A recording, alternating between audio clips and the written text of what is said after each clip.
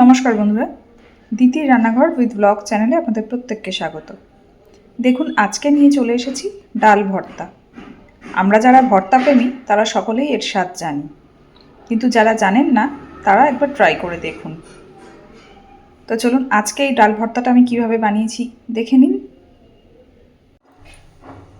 দেখুন বন্ধুরা, ডাল ভর্তা করার জন্যে আমি এখানে ব্যবহার করেছি 1 কাপ মুসুরির ডাল। তো ডালটাকে আমি 2 ঘন্টা আগে সুন্দর করে ধুয়ে জল দিয়ে ভিজিয়ে রেখেছিলাম। এখন গ্যাসের ফ্লেমটা অন করে ডালটাকে বসিয়ে দিয়েছি সিদ্ধ করে নেওয়ার জন্য। আমি শুধু ডালটাকেই সিদ্ধ করে নেব, এর মধ্যে এখন আমি কোনো লবণ টবণ কিছুই দিচ্ছি না। আর একটু জল দিয়ে দিচ্ছি। ডালটা আমার ভিজিয়ে রাখার উদ্দেশ্য একটাই, খুব তাড়াতাড়ি সিদ্ধ হয়ে যাবে। আর যেহেতু আমি ভর্তা করব তাই জন্যে একদম শুকনো শুকনোভাবে আমি যতটা সিদ্ধ করতে চাইছি বা যতটা শুকনো করতে চাইবো ততটা আমি শুকনোটা করে নিতে পারবো। তো চলো ডালটা আগে খুব ভালোভাবে সিদ্ধ করে নিই। দেখুন বন্ধুরা, আমি কিন্তু ডালটাকে খুব সুন্দর করে সিদ্ধ করে নিয়েছি আর জলটাও প্রায় শুকিয়ে এসেছে। এইটুকু জলও আমি রাখবো না, একদম পুরো শুকিয়ে ফেলবো ডালটা।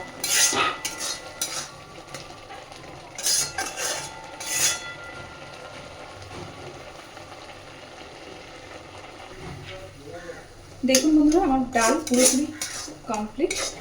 এবার আমি গ্যাসের ফ্লেমটাকে অফ করে দেবো আর এই ডালটাকে একটু ঠান্ডা করে নেব। তো দেখুন, আমি ডালটা কিছুটা ঠান্ডা করে নিয়েছি, পুরোটা ঠান্ডা এখনো হয়নি। এইবার এর মধ্যে আমি দিয়ে দিচ্ছি পরিমাণ মতন লবণ,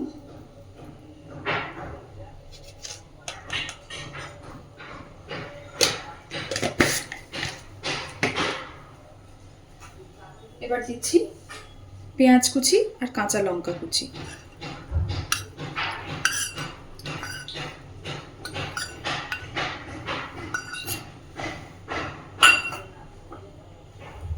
একই সাথে দিয়ে দিচ্ছি খানিকটা ধনেপাতা কুচি।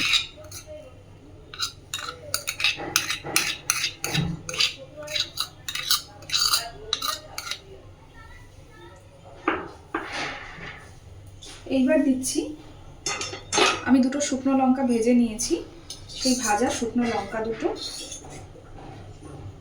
যেহেতু ভর্তা আর শীতকাল একটু ঝালঝালি ভালো লাগবে, তো ওই জন্য আমি কাঁচা লঙ্কা শুকনো লঙ্কা দুটোই ব্যবহার করেছি। আপনারা কিন্তু চাইলে যে কোনো একটাও দিতে পারেন। আর এখানে কাঁচা সর্ষের তেল না দিয়ে যে শুকনো লঙ্কা দুটো ভেজেছি যে সর্ষের তেলটা দিয়ে, সেই ভাজা সর্ষের তেলটা এখানে দিয়ে দিচ্ছি।